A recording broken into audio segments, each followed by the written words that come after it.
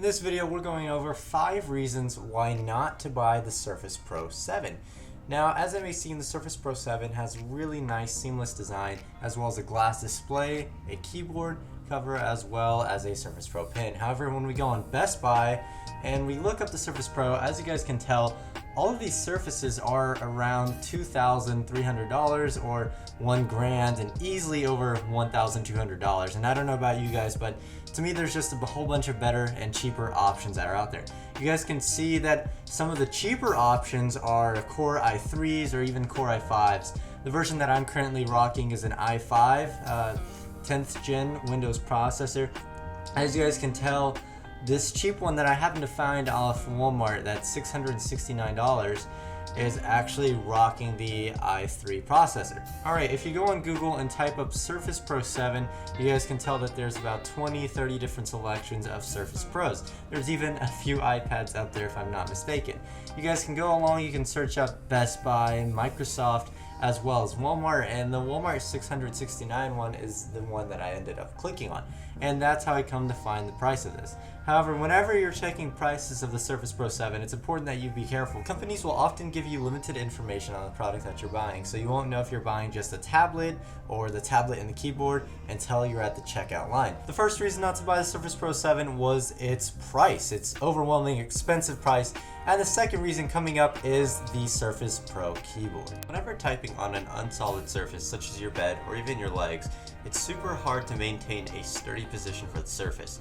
And of course the Surface only has a limited field of viewing, meaning that it can only go backwards or facing more up. So you can't sit crisscross applesauce, you have to sit 2 legs straight and down right under your Surface. And it stinks because the Surface's keyboard is really meant to be used on a hard surface such as a desk or a lap desk. As you guys can see, it's super hard to type with this, and due to the keyboard being a little bit smaller than what most people are used to, both of your hands are going to be inverted inwards, meaning that you're just going to be cramping your hands as well as not being able to adjust the keyboard because the keyboard is pretty much Bluetooth stuck. So it's super hard to get comfortable with, and this keyboard is actually operating off like a butterfly system, kind of like the Macs. There is a little bit of press down room, but not really. So if you guys are into the solid mechanical keyboards or the cherry switches, it's not really at all like that because the distance from when you press the key down to when it actually activates the letter on your keyboard, it's super short. Surface Pro keyboards also cost up to $80 separately. Of course, there are cheaper options on the market,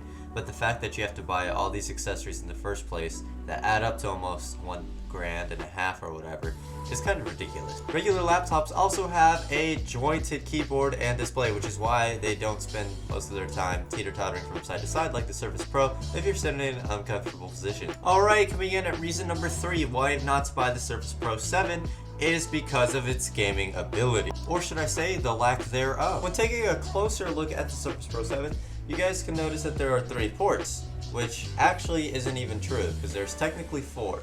One port is for the charging station, so that automatically takes away 1 port. The other port is USB-A, which is meant for either a wireless mouse or a flash drive, which is actually pretty nice. And some wireless mouse or some wireless mice don't even need that port. The third port is a lightning port on the right hand side.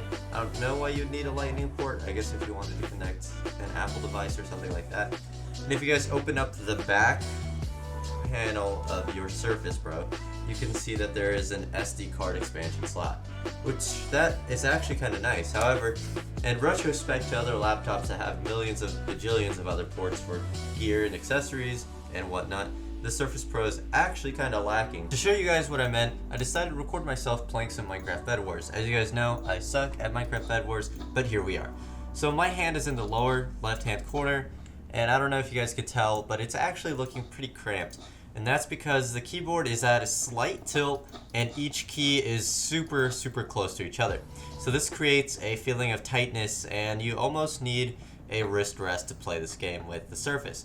Sometimes it's alright, however it's super hard because you can't move your keyboard at all to make yourself more comfortable as it's basically glued to your screen. In this clip right here you guys can tell how my hand is awkwardly angled just trying to hit all the keys, trying to make sure I'm on control and I'm on WASD so that way I can move around. It's super hard and I believe that this laptop was not meant for gaming. Just because you buy a powerful version of the Surface and it has the ability to game doesn't mean that you should. You should always either game on your PC or a console and save the more autistic or more portable options for the Surface. Gaming on the Surface actually also causes quite a few other problems. First of all, if you're trying to stream or record with OBS, you better think twice before doing that, because then your PC will begin to heat up and basically die in 15 to 10 minutes. However, there is a solution. If you live somewhere super cold, or if you have a really cool fan that can go on your laptop, then you should be alright. However, during my first gaming days with using the Surface Pro, I found out that it would last about 15 minutes of solid OBS recording, not even streaming time, before it began to need an AC fan. So that was basically my solution for a little bit. I went and I got a big solid AC unit, and I would just turn this AC unit in order to face my PC and make it cooler. So this solution, as crazy as it might sound, is actually kind of reliable and applies to other laptops and not just the Surface. However, the reason why I mentioned it with the Surface is due to the fact that the Surface has such an overheating problem. Everything is so compact and tight that the heat, of course, feeds off of other parts. So let's say you have a regular PC tower. All those parts are typically further away, and the air can get in between, and it has really good ventilation and and it has really good thermal transfer.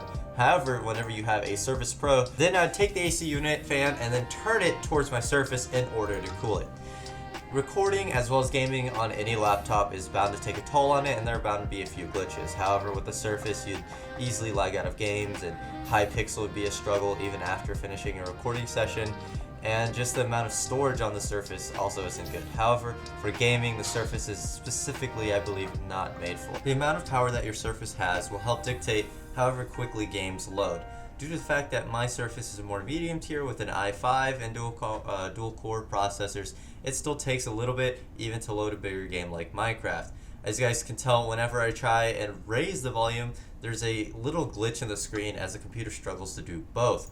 With the Surface, it's really hard to optimize the screen just right for recording as well as inputting game information, due to the fact that the screen resolution and size is just overall absurd. Like, it's not common at all. It's not in a proportionate shape like typical monitors or even typical laptops. So due to this fact, it's super hard to be optimized, which is another reason why you should not get it if you're not tech savvy. I booted up a regular game of Minecraft right here. I'm no dream speedrunner, but I think I know my way around a tree.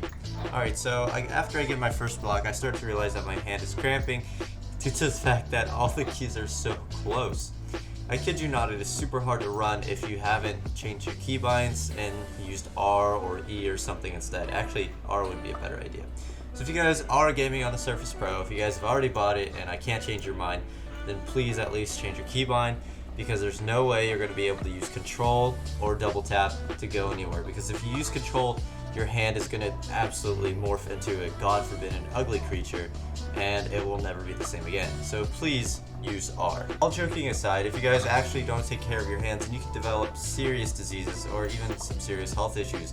Yes, gaming can bring health issues if you guys aren't properly ergonomically aligned. So what I mean by this is basically whenever you get a keyboard for your PC, you usually have a wrist rest, so that way your wrists are elevated and you don't get carpal tunnel. With the Surface, it's a little bit harder to do that, and one pro is that the Surface keyboard is actually already elevated a little bit. You can change this, you can just bring it out and make it non-elevated. However, elevated is so much more comfortable. Alright, we're going to keep mining away at issues with the Surface Pro 7. Coming in at number 4, we have the functionality of it. What I mean by functionality are the ports.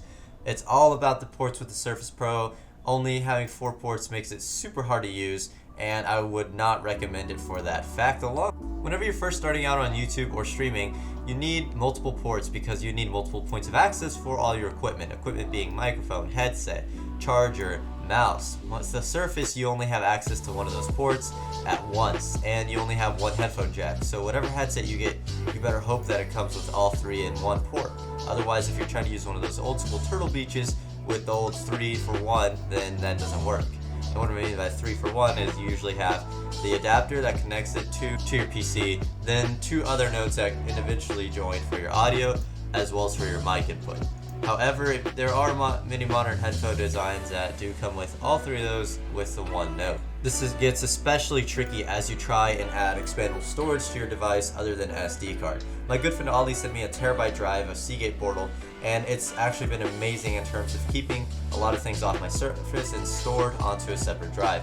However, it gets increasingly more difficult whenever you need more information from your other previous videos and your Surface runs out of storage after filming a 10-minute video. Because then at this point, it just becomes a battle of the ports. Alright, so the 5 reasons why not to buy Surface are overheating problems, keyboard, price tag, gaming issues, as well as lack of ports. According to my YouTube analytics, 87.5% of you guys are not subscribed who are watching my videos, so it'd mean a lot to me if you guys could subscribe and hit that sub button and like button. Peace out.